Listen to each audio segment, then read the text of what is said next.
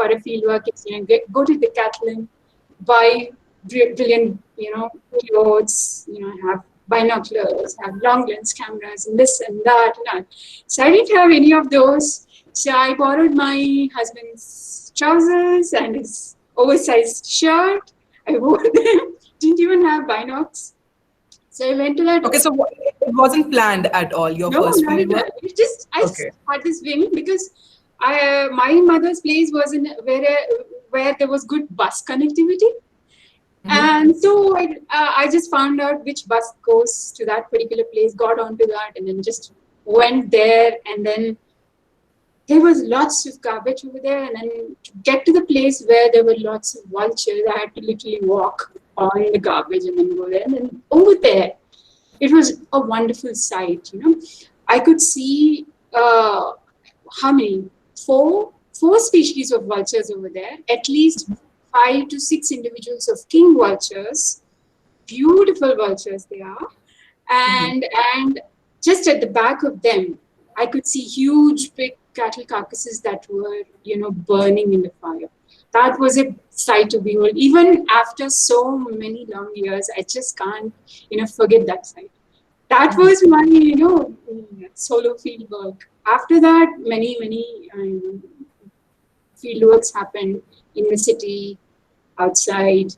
We used to get, we got a short project given to us to monitor Great Indian bustards in Rolapadu. By that time, Adi was born. My son Adi was born, so we used to take him along, and then we were fortunate enough to see 10 Great Indian bustards in one place displaying, and that's called lekking behavior. So we saw 10 bustards displaying to the females. It was a beautiful sight, and that's one grassland that was remaining at that point of time. Presently, I guess it's become a scrubland. So after that, we had another small project with regards to monitoring bats in tourism related areas in Andhra Pradesh. So all those small projects we were doing together. But the first one that I did in that garbage dump, I just can't forget it at all. It was a beautiful experience for me. Okay, so you were paying attention to the other taxa as well, and later on moved on to bats specifically, right? Yeah. So, like when we were working in the city surroundings, we were also paying attention to small mammals, the non-violent small mammals, the rodents. Like for example, in Kasu Brahmanananta Reddy National Park, which is just over here, which is presently being used by the walkers to walk around in the morning. So that we were, checking out the diversity of rodents over there. So such kind of small projects we were doing. So different kinds of taxa we were dealing with. Right. So we know that women in conservation, that topic is being talked about a lot, and many women are being introduced, and they themselves are taking up the research as such. And we know about the famous black hole discovery, right? So I wanted to know that especially in our society, it's not easy for a woman to be a wildlife biologist and go for field works, Exactly. field surveys. Many times women are told that field surveys are not for women, and there's so many obstacles that would come across while you're doing the surveys. So if you could just list out some of the obstacles, if at all you faced, and how did you tackle them? Obstacles as such, before getting on to any field surveys, I guess the most important obstacle for any one of us is permits. to convince the forest department and to get the permissions from them is such a uh, it's such a huge hurdle that every one of us has to overcome and then go the other side. So it takes a long time nowadays. They have these research advisory committee meetings in which you have to assertively convince them that yes, you want to do this.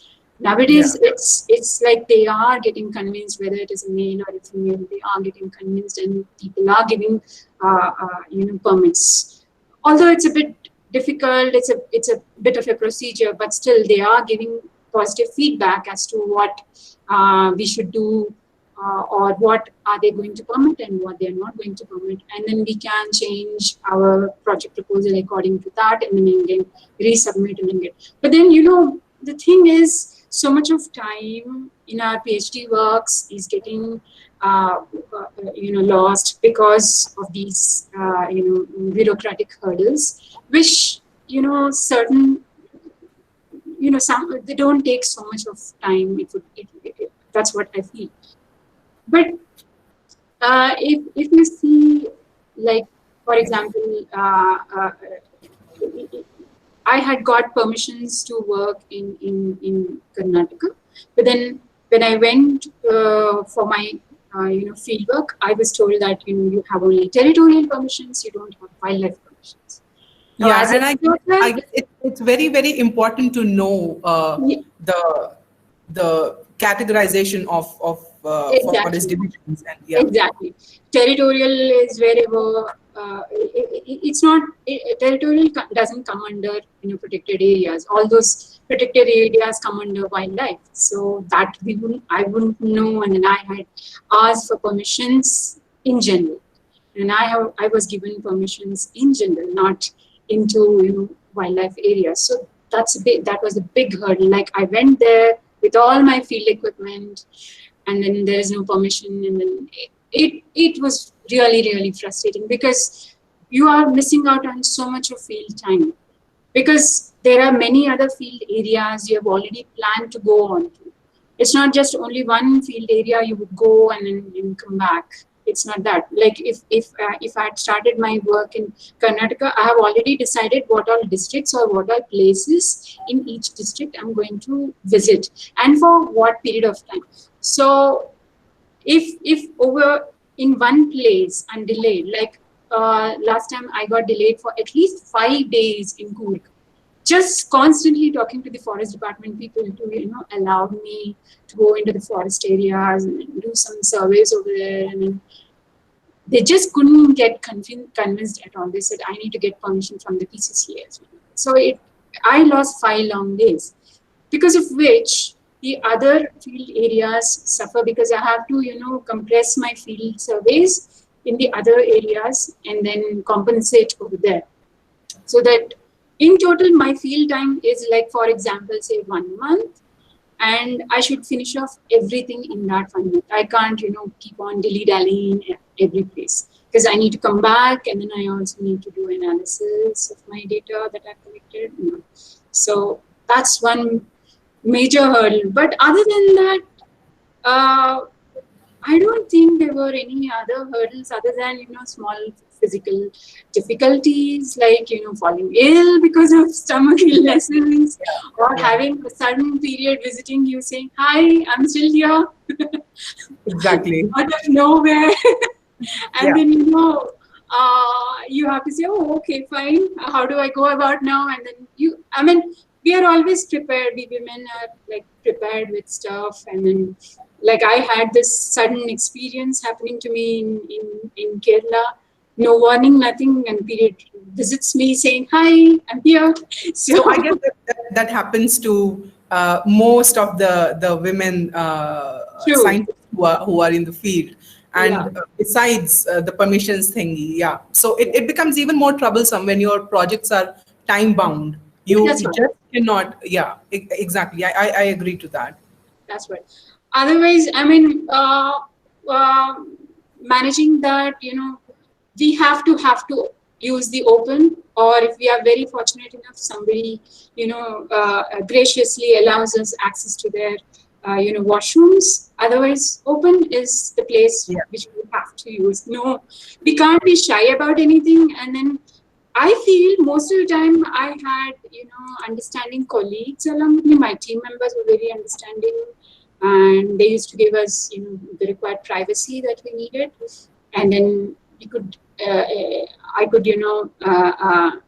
handle those emergency situations.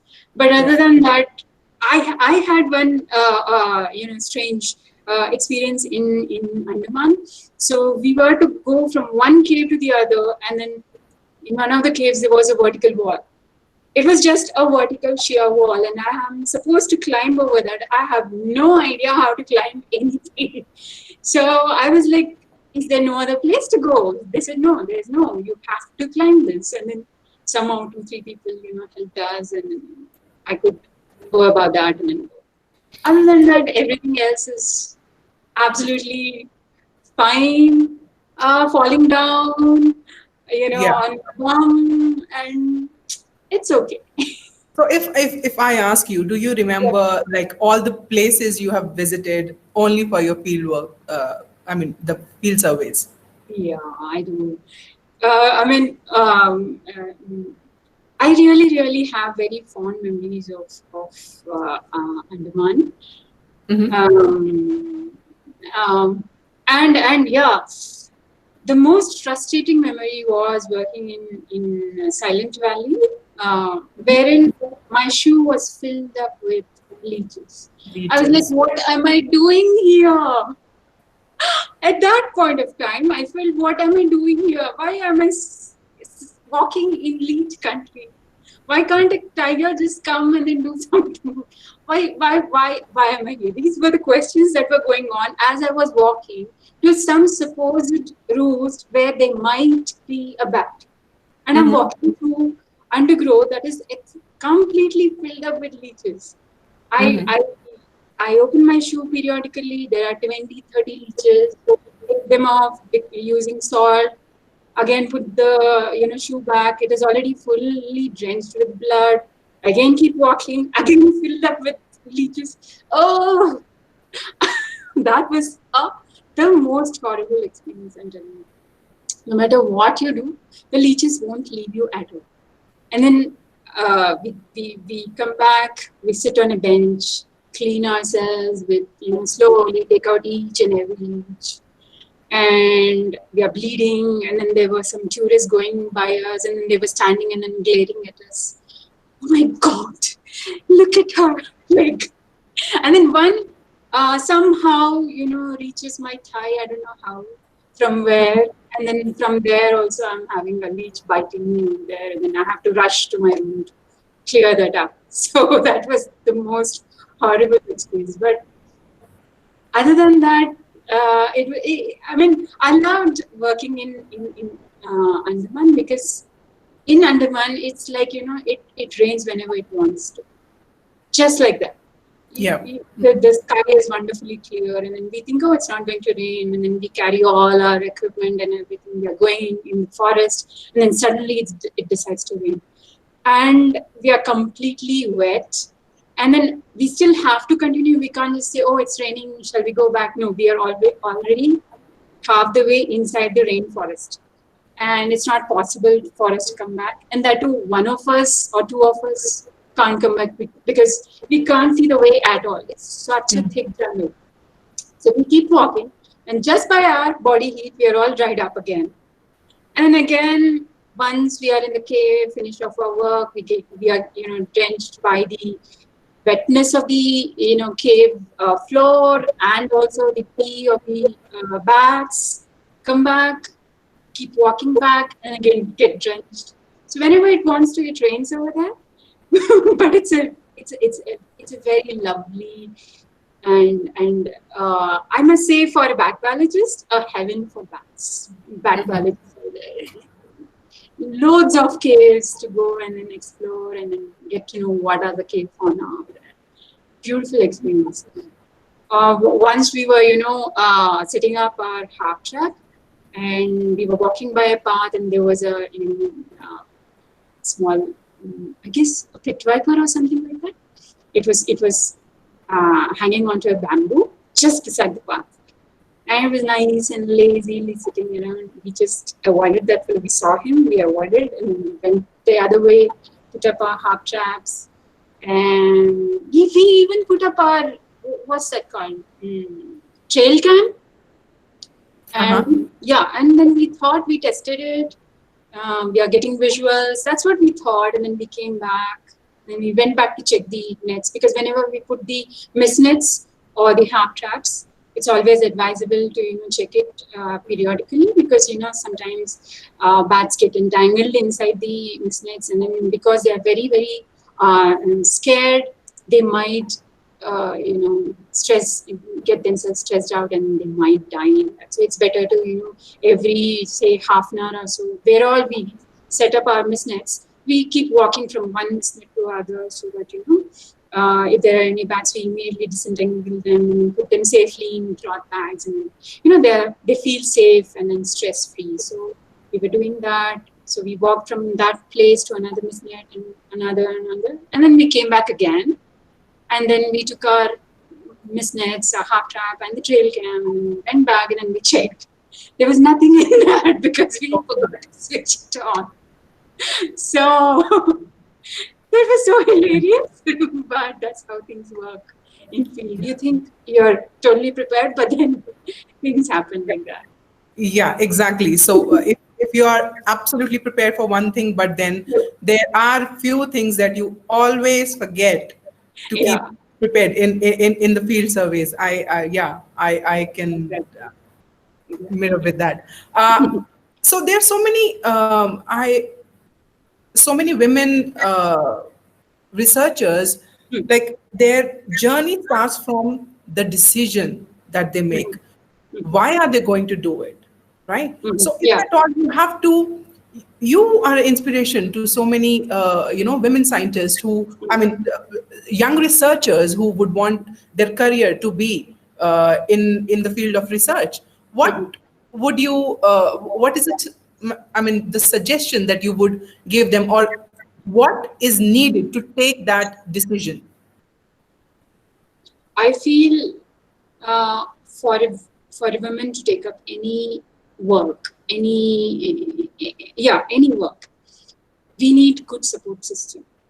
We need our families, right from our parents, and after we get married, our in-laws, and our husbands, our children. If we get support from them, we are capable of moving the earth unto the universe.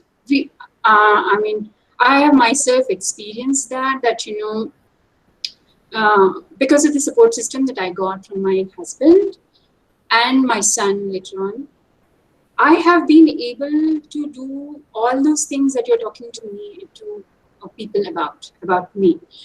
If I hadn't had this support system, I don't think I would have been able to do all this. That I used to just think that um, how would it be to be there in that jungle. I would just imagine myself being there in that jungle. But I mean, if I hadn't had this support system, then I think I would have just been left only still thinking as to how would things have been. That's all. I would have never have had the opportunity to as such go and then get myself dirty and drench myself in tea or poop or whatever of that or whatever. So for a woman, that is more necessary. And nowadays, uh, youngsters, I mean your generation after you, are having wonderful resources. Say, be it online, there are you can access lots of research papers that you can read about, and then make some decisions as to what you like to work upon or what is it that interests you. That's something. And also there are many labs and NGOs that are active in wildlife studies. You can go and then intern there and then learn all those skills and then grow both professionally and personally. Right. That can happen. I mean, nowadays, because of all these opportunities that are there for the youngsters, so many people can go from one NGO to the other and learn so many new things and so many new techniques about different organisms. It's not that, I have to be interested only about bats or only about rats or this or that. While, like, for example, when you remember when we were working in Hampi, uh, that leopard wala cave. Over there, I saw, golden gecko, and and then I took you all over there, and then we could see the golden gecko male and then a couple of females. And so that's an observation. And then as I read through literature, I found that, golden gecko wasn't reported from Karnataka at all.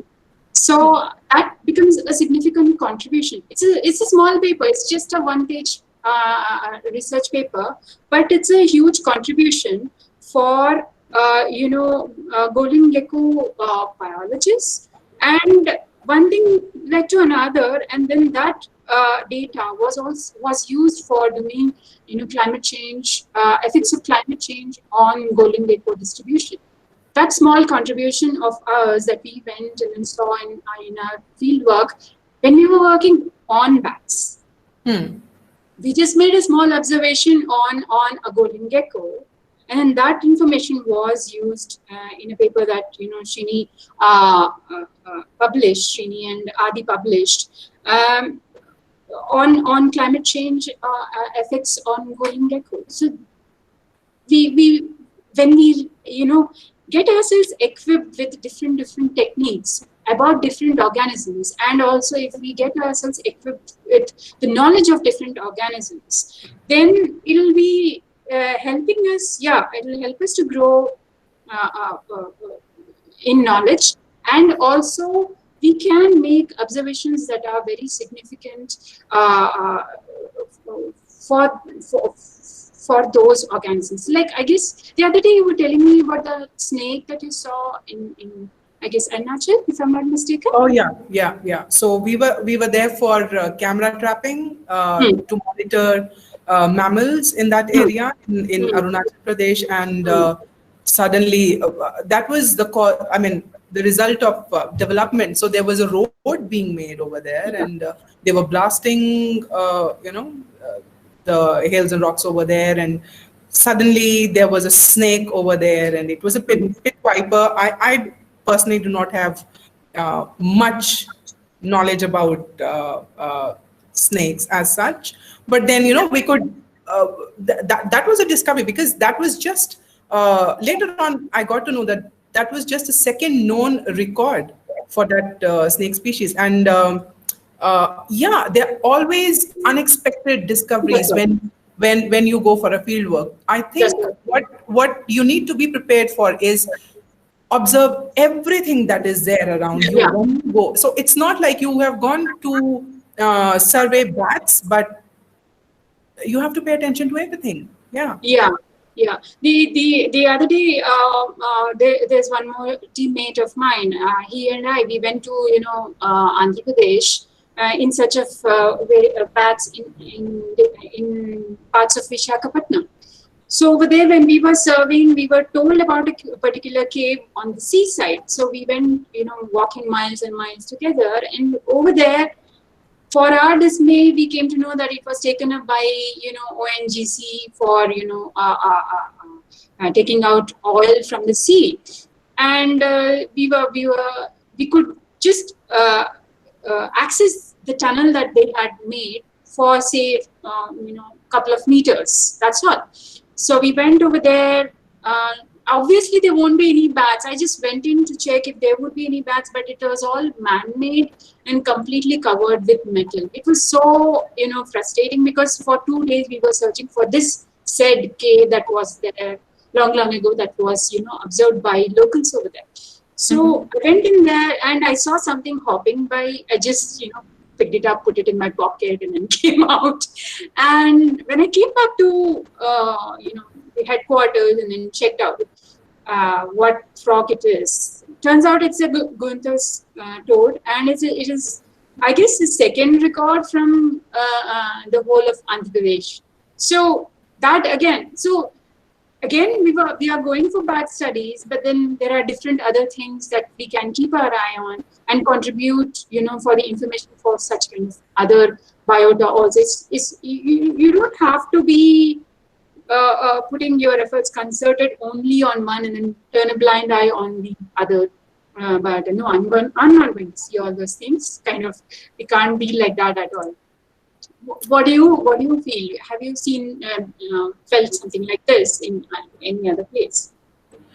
Yeah, I mean, it's you always come across so many other things when you're going for survey to, I mean, to survey particular group of creatures. Like, yeah, we go for bats and then we come across snakes, we come across skinks and geckos and True.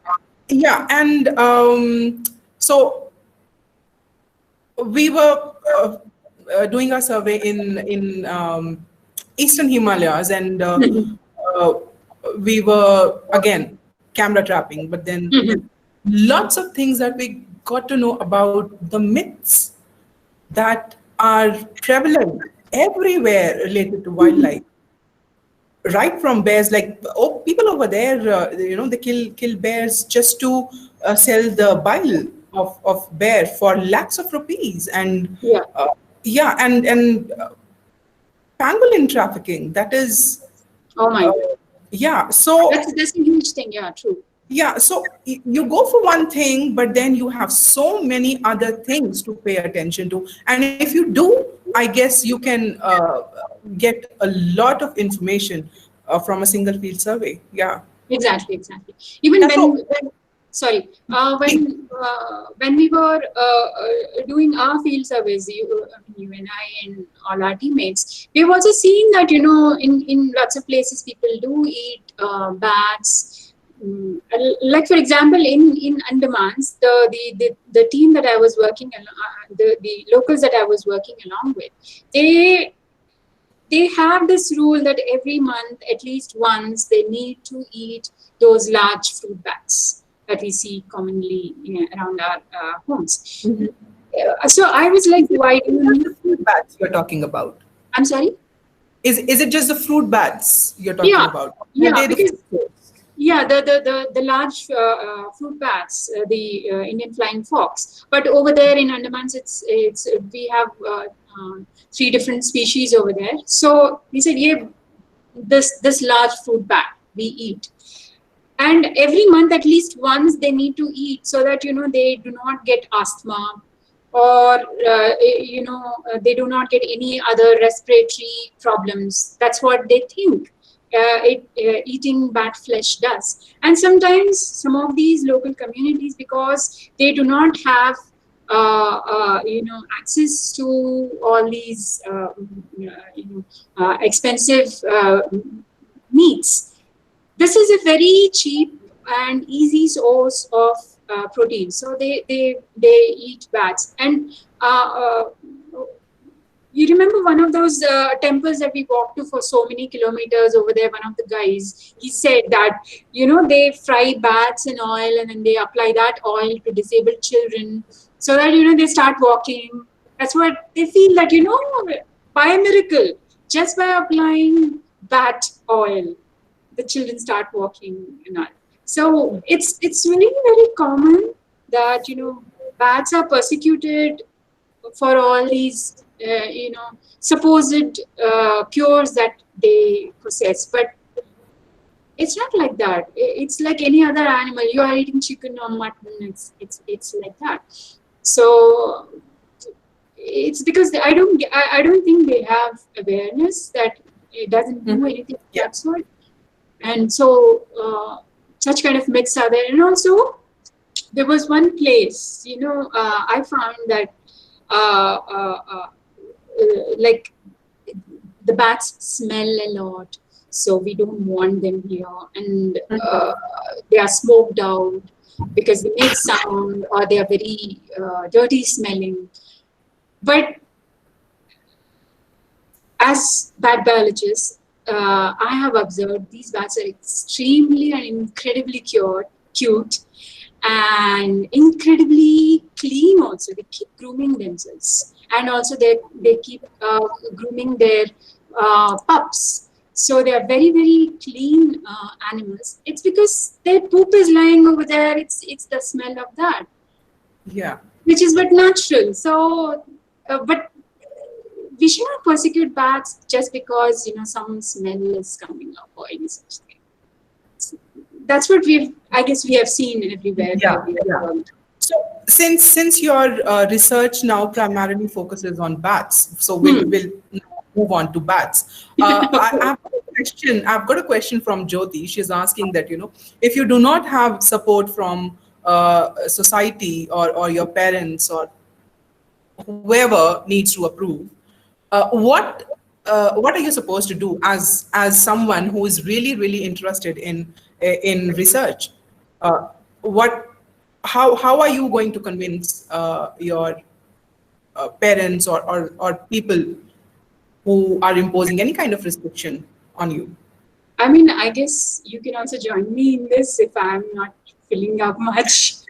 Yeah. Um, So yeah, please. yeah, I'll just tell because while I wanted to do PhD, I was told that it takes a long time, and Hmm. then you have to get married, and it would be very long, and True. all sort of 100 things. But when you have decided you want to do it, you want to do it. I Yeah, think your own confidence and your exactly. passion matters the most. Exactly. Rest, things work, things don't work, just let them Yeah, be. So exactly. you have decided, that is the end of the story. Yeah, I mean, exactly. as far as Yeah. decision making is And concerned. and I have felt that the younger generation. I mean, I feel myself as a fossilized generation. Fine, but the younger generation a lot are much more because of their awareness and because of their confidence. Also, they're much more assertive, and also they know what they want. So it's not like, I mean, if I were to do things now, I was like, if my parents would say no, or maybe at that time I would have said, okay, fine, that's okay, I will not, kind of. So, but then nowadays, most of you, you knew what you wanted. So it's like you stood your ground. So it's like that. I mean, many of you, many young girls I'm seeing on Instagram or on Facebook, they are getting into wildlife studies because that's what they want, and then they're pretty assertive and confident about it, and then that's it. They are going to do that. That's what they are doing. So be assertive. We don't need anybody's permissions. I think so, but still, Yeah, so exactly. if we are living under parents' umbrella or our in-laws' umbrella, whatever, we have to say that this is what drives our passion, this is what will make us happy, and we want to do this. And then, Yeah, and I believe that times are changing. That that's what I'm saying. there's support from so many people. Even our government is supporting Yeah, women scientists yes. by providing them Funding opportunities, yeah, scholarships, and yes, exactly. and even for people, even for women who have left research Hmm, for hmm, hmm. some time, and maybe for family or something, and later Yeah, on they want to yeah. rejoin and I guess both DBT and DST are giving those, women absolutely, scientist scheme funding opportunities for absolutely. people who have taken a break because of all these unavoidable things that they put under pressure of. And then they can come back to science and then do what they want with funding, of course. Yeah. We even have, UGC PDF exclusively for women. That's also there.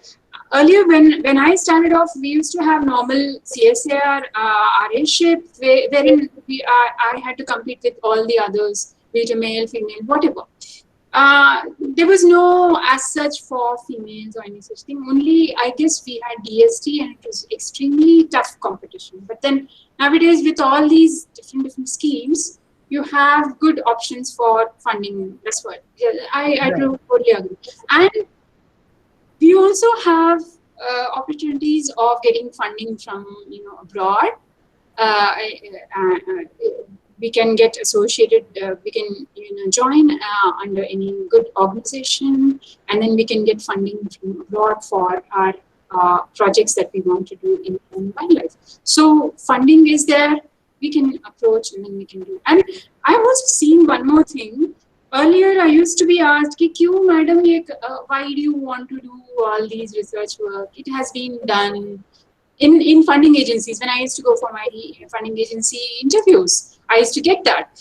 But nowadays, it's more like they ask pertinent questions as to how we are going to go about, and then they take a decision of funding, women scientists. They are not, going back on thinking that this is a woman and then why should we fund a women scientist. It's not like that. Mindset is also gradually changing.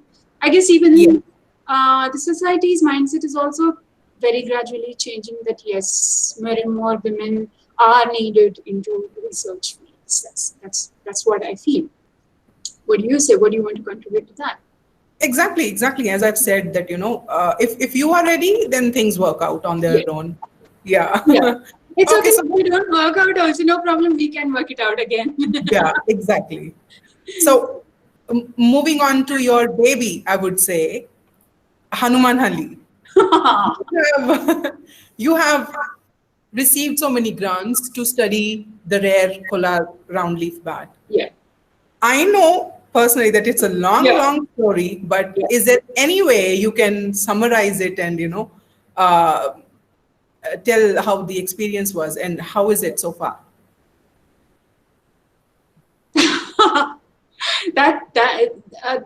The whole story of going in search of the kolar roundleaf bat, finding it, literally screaming in the middle of the night, all of us remember? Yeah.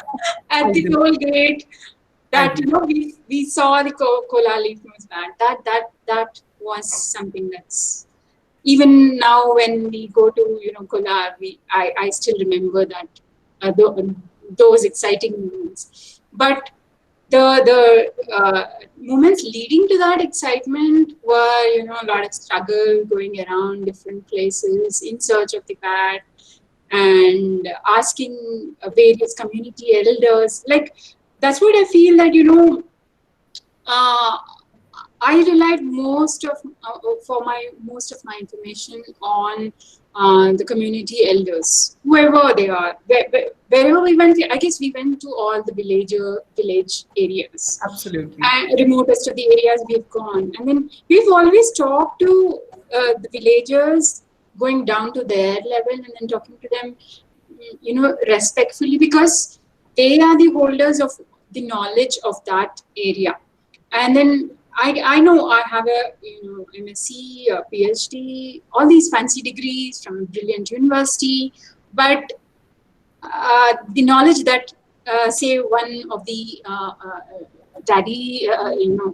grandfathers have in that particular village, that is unparalleled. I wouldn't be having that kind of knowledge that he has. So we would go down to his level and then talk to him, try and talk to the village elders in their language, whatever broken bits and pieces that we could manage, we would speak, and then we used to get directions as to where to go, how to go, and all.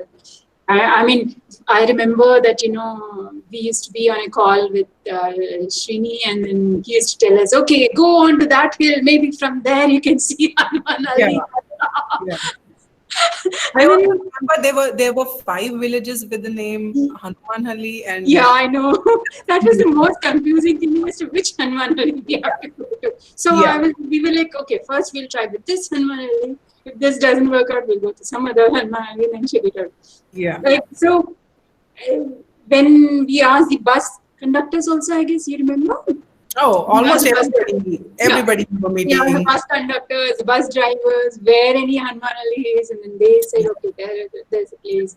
And we asked the tractor drivers, where is this place? Have they seen any caves or any such thing? Have they seen bats?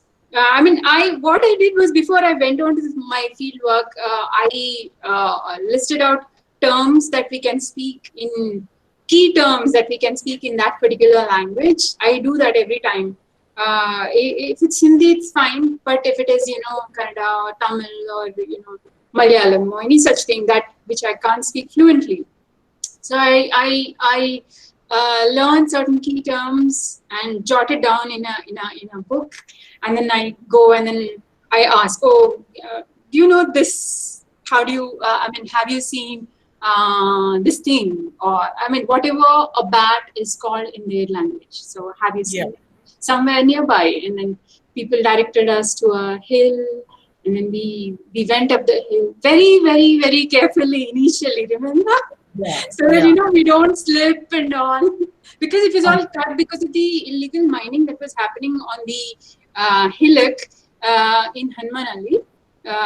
Lots of trucks were coming up, and it was a granite hill, and then people were illegally mining those granite slabs. They were cutting huge big slabs, so those are transported to huge companies, and then these are nicely polished, and then you have your kitchen counters or lab counters and all those things. So the raw material comes from such kind of granite hills, and hmm. then illegal mining was happening. And over there, we asked all those mining operators also, have they seen any caves, or have they seen any baths or any such thing? And then we were very, very careful because we had equipment, and I get your health was also a bit not so well, and then we were very, very worried as to we should be Absolutely. really careful every single time. I would turn back and then find out, are you all right? Let's walk carefully. And then we saw the cave. We came to know the existence of the cave because of an old man. That's one thing. Secondly, uh, there was a strong smell coming out.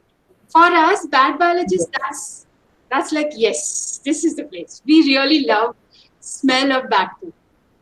I mean, it must be gross for many, many others, but we love it. At least I love it a lot. So we got that. Oh, this is the one. And then we felt that it was in the middle of the afternoon. We felt we'll check out other places and then come. We came back again in the evening. We put up our mist nets and then caught some bats. We were foolishly sitting there and then checking them out under our headlamps and torchlights. And then Absolutely. and then we heard lots of people screaming and then running towards us with torches waving. Yes. They thought that, we were cutting the stones and then taking away the stones. We were smugglers or something like that. That's what we Exactly. thought. And then we just ran for our lives. We didn't even think that we might slip and fall, or her breather's not feeling well, or whatever. We just didn't care. We just were worried about the safety of the bats that we had already caught, and we were also worried about our own selves. We just ran to the highway, and then we sat by the road, and then we started to measure them, take their pictures, and then we saw our first glimpse of the Kola leaf nose bat, a most beautiful bat, I guess, for me in the whole world. I'm just saying, but the beautiful bat, it was golden and it was beautiful in that night. We took I measurement. think I think it looked more beautiful because somebody was looking at it after how long? Like Yeah, how many years? yeah. So that We didn't was even have a picture of that bat till then, right?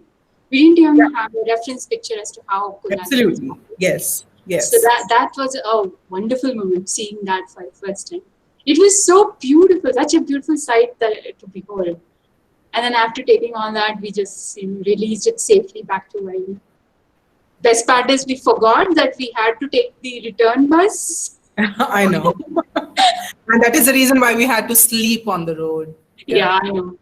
Yeah. It was what, mid-November, I suppose. No? It was I so guess. cold, and we were having our backs to each other so that we can keep ourselves warm. We were just wearing our t-shirts and jeans. That's it. No jackets, no nothing, and we I just slept on the road. have to thank Tariq Ahmed Shah and Devender for that because they were so very, supportive and very helping in, letting us feel very Okay, actually, to Yeah, exactly. Yeah. yeah, yeah, and yeah. and and then that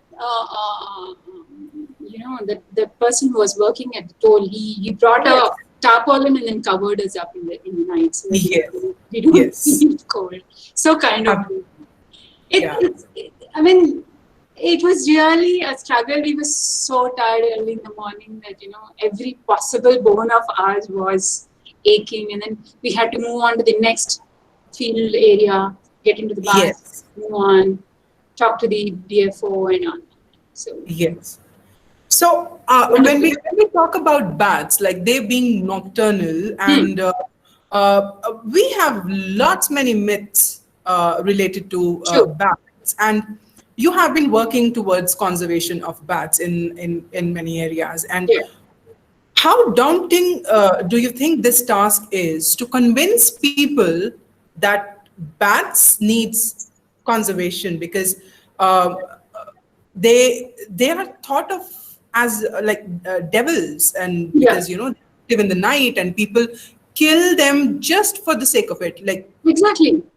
yeah. So how, yeah, that's what I wanted to know, how daunting you think that task was to convince people that led to the establishment of the conservation reserve in Hanuman.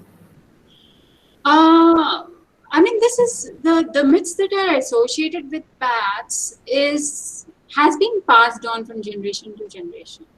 To take it out of a particular generation, it's actually a bit difficult, but constant awareness activities to them that they are very important for our own existence. And the like for example, the fruit bats, they are useful for pollination and regeneration of forests. And the insectivorous bats control the mosquitoes that we are plagued with, or the insect pests that destroy the crops. Constantly we had to do that over a period of time. For you I, we did it for 4 to 5 years constantly. Remember, you used to be also one of the team members. Right. We used to Yeah. do posters, we used to go to schools, colleges, we used to talk to the village elders, the gram panchayats, everyone possible who would listen to us. So we used to tell them that protect the bats, because if we don't have bats, we won't have the fruits that we love on our plates at all. And Yeah. if we don't have these insectivorous bats, we would have all sorts of diseases affecting us. So over a period of time, we had to repeatedly do almost, I guess, bi-monthly basis. We did that, uh, Yeah. and that's the reason why the villagers also got convinced, because there were a few elders among the villagers who would not use chemical pesticides and chemical Hmm. fertilizers in their fields, and they used to get into these subterranean caves where these bats were, collect all the fecal pellets, and then use that as the organic fertilizer for their crops. And they used to have good yields at that point of time. Hmm. And they themselves, as we were having conversations with them, they themselves agreed that yes, as we switched to from organic fertilizers to chemical fertilizers, the soil condition deteriorated, and we Hmm. started getting and also the yield also decreased drastically. And Right. the soil condition deteriorated to such an extent that they started experiencing lots of crop failures. So they felt that yes, what we were saying is absolutely true, that bats are extremely helpful for the ecosystem. So uh, to protect, if we protect the bats, then the ecosystem also will flourish.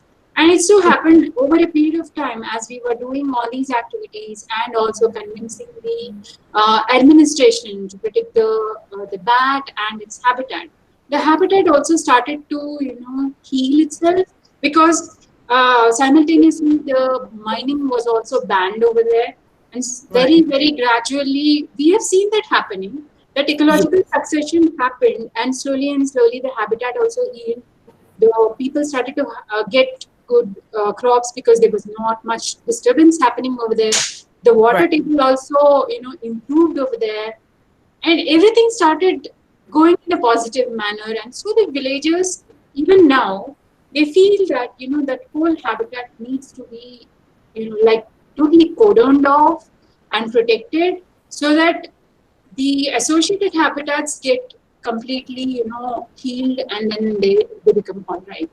So Right. it takes time, but we need to keep on convincing people about not having myths about bats and how useful they are. Absolutely. Yeah. What do you feel about that? What do you observe? Yeah, so I was doing this the field surveys in central India, Hmm. Madhya Pradesh, Yeah. and over there we had a very nice cave system with Hmm. lots of bats. We did not go inside because we didn't need to actually. So we were recording calls and all, and later on we got to know that people just fill up, bags of bats Hmm. for the sake of it, Hmm. and they just kill it. And they also feel that, if you take a bone Hmm. of a bat and then tie it to any joint that is paining, Hmm. like to your body, it heals, Oh, kind of. Yeah. okay. So we had a tough time convincing those people that, this doesn't work, this That's really right. doesn't work. So yeah, awareness is one thing that is required on a very larger platform, and outreach programs, as many as we can do Exactly. to create awareness about Exactly. bats. True. Yes. That's true. Yeah. And even in western, I mean, in eastern Himalayas, in Hmm. Arunachal Pradesh and Sikkim and Darjeeling, we came to know that they eat bats. I think that's pretty common in most of the areas, right? I think Yeah. Yeah. you were talking about Andamans, That's right? right. Yeah. The worst part is, people who are well educated also. Like a couple of months ago, I got an email from a person who was assistant professor somewhere saying that a bat has entered my home, and uh, would we be getting COVID just because it has entered it into our Oh home? yes. And do we need to do any pujas because it's bad omen? So Mhm. I mean, it's appalling that you even educated people feel so. I mean, people in rural areas, yes, because of limited education, they're not aware of many things. But these are all. I mean, we are all educated. We should know that no animal affects us or is a bad omen to anyone. We Absolutely. Yeah. to any human being. They are all to be tolerated. We are occupying their habitats. We are encroaching upon their habitats. That's the reason why they are coming into our homes, because most probably our home wasn't there when they were flying around. It was their flight corridor, and then suddenly we have constructed a five-story apartment. So it gets confused, and then it just comes inside our window. Just open the windows, it'll go away. Like it did happen with us. Like from one of the AC vents, a bat came inside. I mean, we didn't know that. We reached home in the evening after our department works, and then we saw a bat flying around inside our room, our hall. We just opened our windows, our doors, switched off the lights, so it's not scared. It settled down for some time, and then it just flew away. That's it. Yeah. Just leave it alone, it Yeah. will go away. It's just any other animal. Nothing will, harm us at all. We don't need to have any of these superstitious beliefs or kill any animal or say bats for no reason at all. Yeah. Yeah. We need to coexist with all the animals that are living around us peacefully, Around because us, they've right? been there since ages, since millions of years. We just have evolved very recently, so we should not think that we are kings of the jungles or something like that. Absolutely. They were here before us. So yeah, That's right. yeah, exactly. So what do you think? Like the first day that you visited Hanuman Halli, and now Mm-hmm. it is a conservation reserve. Mm-hmm. So do you think that you have achieved, you have met the objective, or how far do you think you have to go for the for the conservation of that critically endangered species? I feel getting your bat protected is one part. Now, you know, getting its habitat, back to what it was and back to normalcy. Maybe it's not possible to get it back to normalcy, but to a certain extent, uh, you know, make the habitat all right, and then make the surrounding villagers aware that we have a very rare species of bat, and then we are responsible to protect and then conserve this species because it's not found anywhere else. That we need to keep doing, and then uh, we are thinking of doing some habitat surveys over there so that we get to know as to which species of insects these are dependent upon, Right. so that such kind of trees are propagated on which these kind of insects live, so that the population of the bats that are living in that cave also Mm-hmm. increases. So Yeah. it's just the first step, getting the conservation reserve established. And from there are lots of more things to do. Uh, so lots of work still left to do, and then I think we would be doing them in future, in Yeah. near future. That's Oh, right. okay. Yes. Okay. So on a lighter note, I wanted to know, how are the times when you're eating at home? Like, I know all of them, all of you are scientists, and then what is the discussion that's there on the table all the time? Ah, discussions about, Or sometimes does it turn into a heated argument or something? yeah, just stopping from getting onto hitting each other, but Okay. because out of a bit of respect to each Yes. other, but then Yes. otherwise, but mostly the conversations revolve around research papers, molecular phylogenetics, or taxonomy, or what do you say for that? Statistical analysis. Adi Yes. love statistical analysis. He goes Mhm. on, uh, you know, uh, talking about R, uh, using statistics in R. So Right. he goes on about that, and then every now and then he shows his screen to me. Oh, this is how I made a,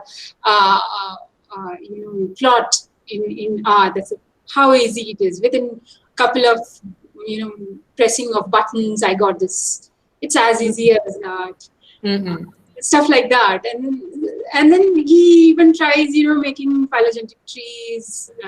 I mean, not phylogenetic trees, or using different kinds of GIS Softwares. Yeah.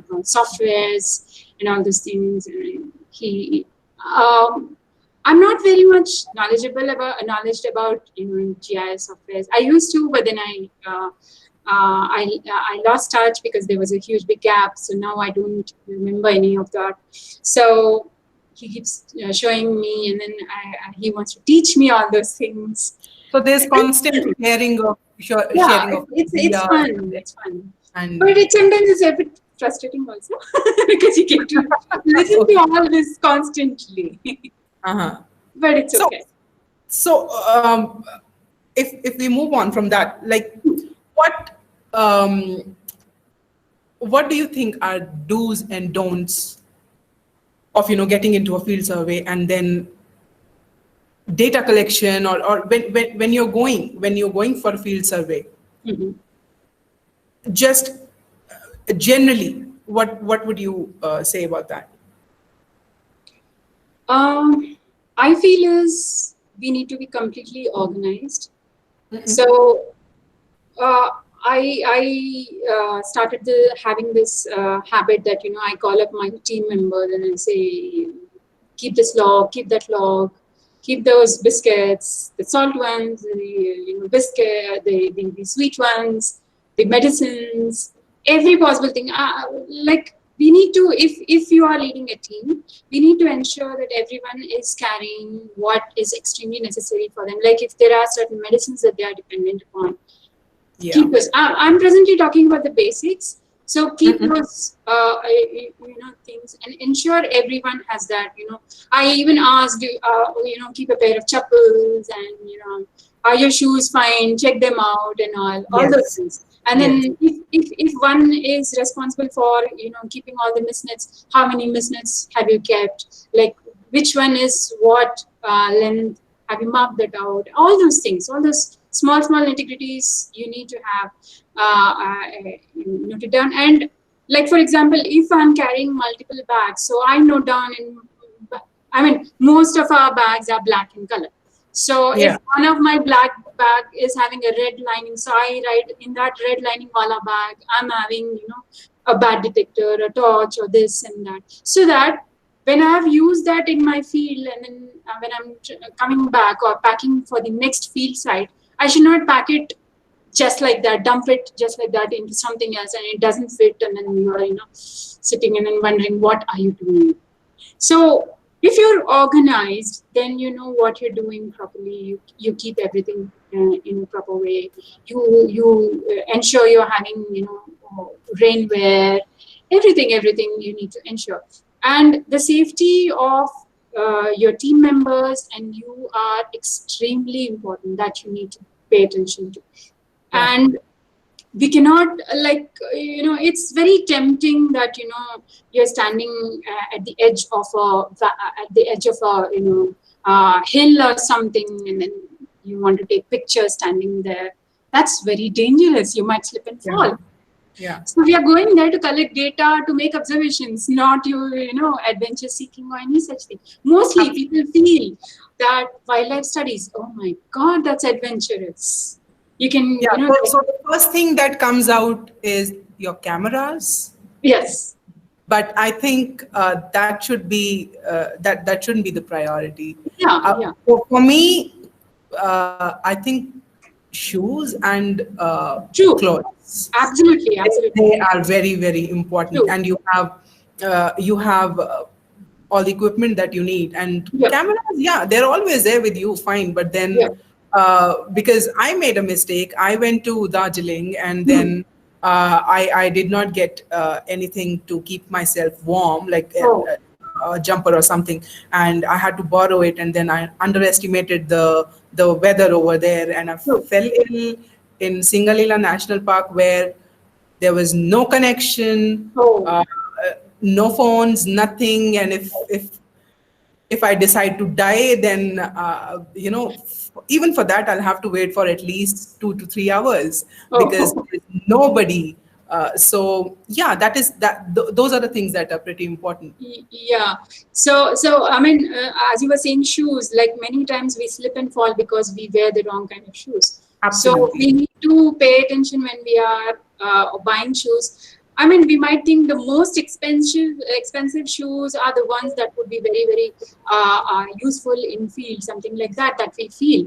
Like earlier, we used to have this woodland shoes. Let's buy that.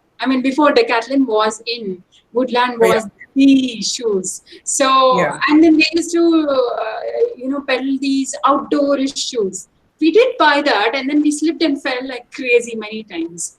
So, no, buy those that you wear them and then test them in the Decathlon itself. Whether they are good for grip or any such thing. And then buy those grip kind of shoes, best kind of, Right. because your safety is extremely important. Because if Right. you slip and fall, say you have had a fracture or something, you are unnecessarily burdening the whole of your team, because you're working on a short period of time, and then we should not be a burden for our team members or for the locals or for the officials or whatever.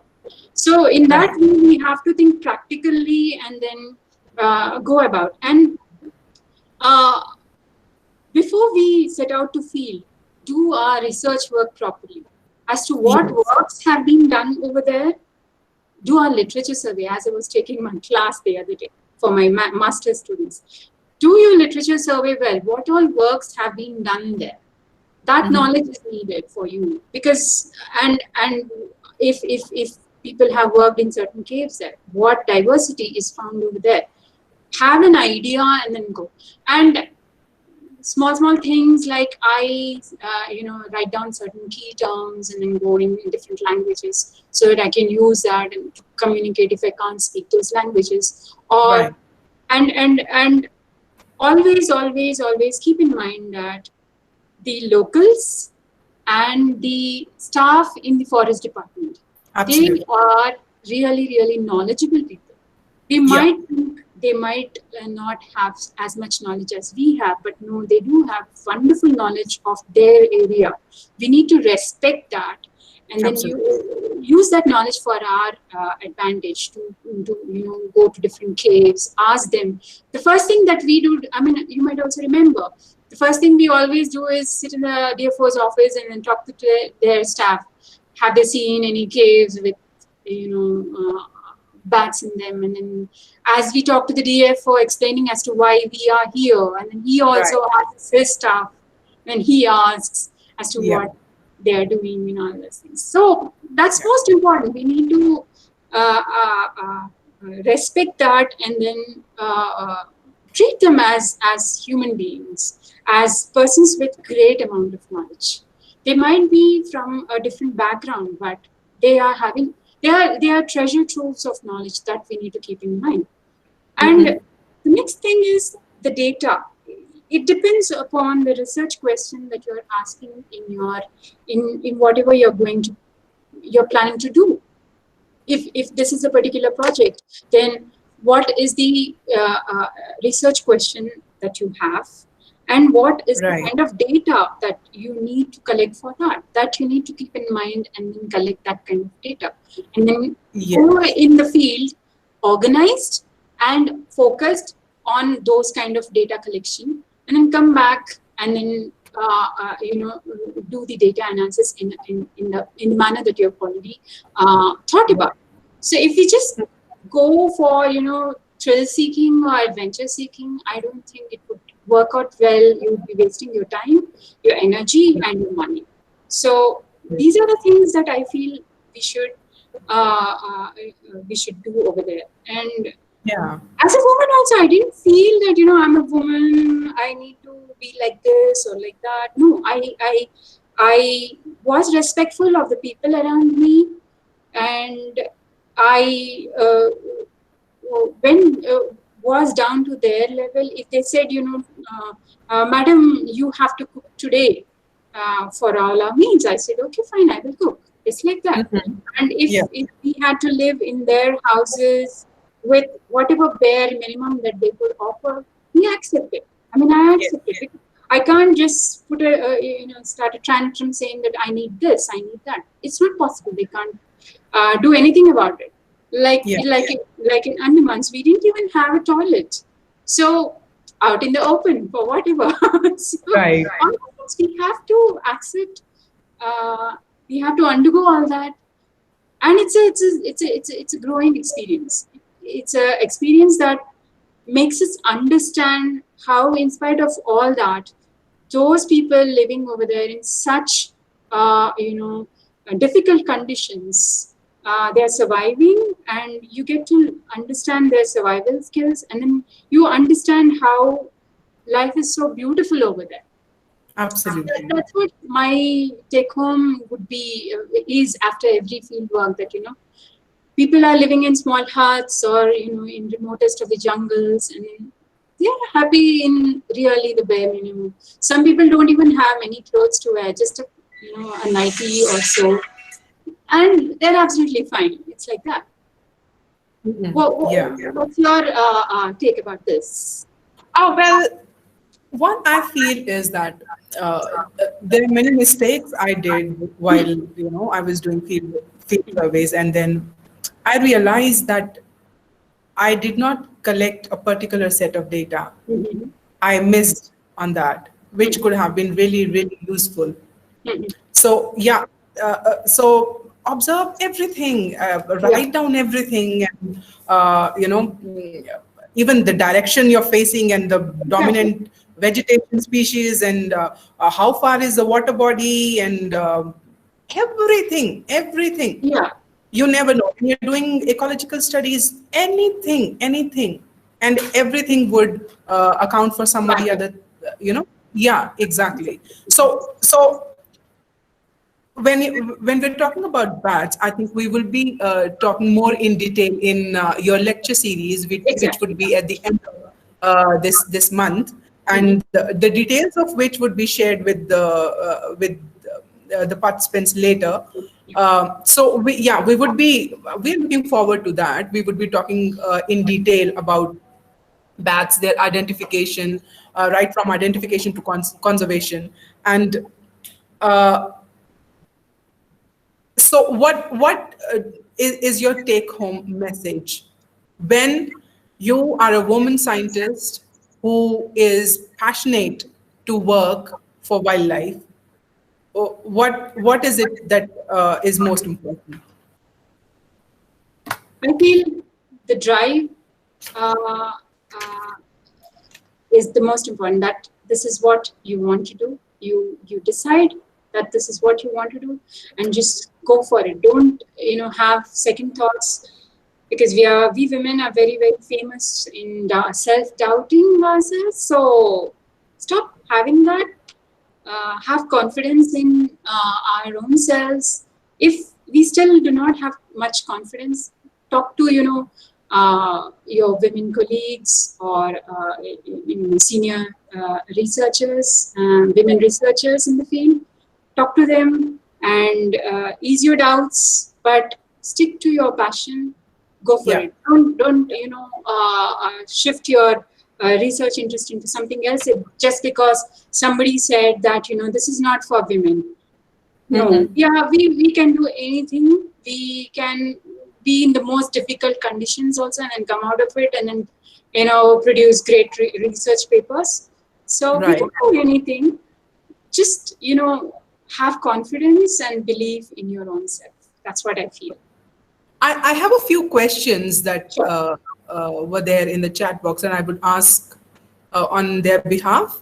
Okay. Mohini wants to ask that what is your suggestion to the young students who are interested in wildlife research, and what are the steps to be taken to initiate or channelize their ideas, and what's the pathway?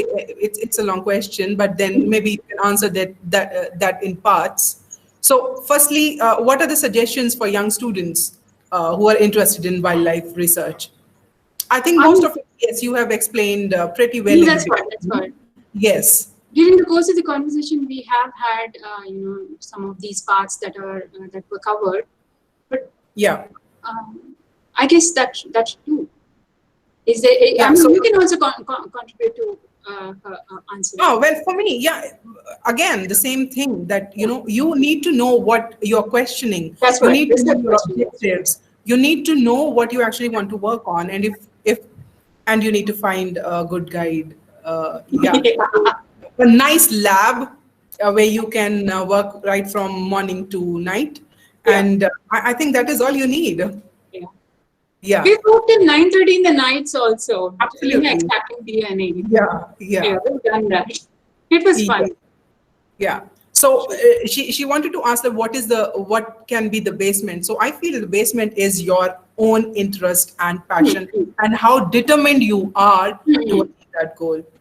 And also reading lots of research papers, you'll get a Absolutely. great idea as to how you should go about what you want to do in future, and how Right. you want to what are the methodologies that you can use to Absolutely. approach or solve a research question. Just I mean, read as many research articles as possible. I think that's one thing. Yes. Many So many are things. you missing going to field during this pandemic? I'm sorry. Are you missing going to field because of this pandemic? I've been to field once Okay. during the yeah Okay. in early August. I'd been to Hanmanali for Mm-hmm. I guess 3 days Okay. with proper precautions, and Uh-huh. it was great meeting them all. Uh-huh. Uh, seeing my hillock and then coming back. It was good. Yeah, I did Right. that. Okay, Yes, I that's do miss proper long-term field work. Yes, I do miss that a lot. right. I don't know when we can go. Okay. So we have, I think, many people in working on bats in other parts of the country as well, and Mhm. we would be, it would be really great to listen to their stories, Yes, as exactly. because they might be having myths related to bats that we haven't heard of. Exactly. So we are planning to do that in the near future. And thank you very much for being here today. It was so nice and great to listen to you and your journey so far. And what I have reckoned is that you're not done yet. Yeah. Thank you so much, Abby. It was real fun talking to you. Thank you so much. We are open for the question and answer session if at all there are any questions.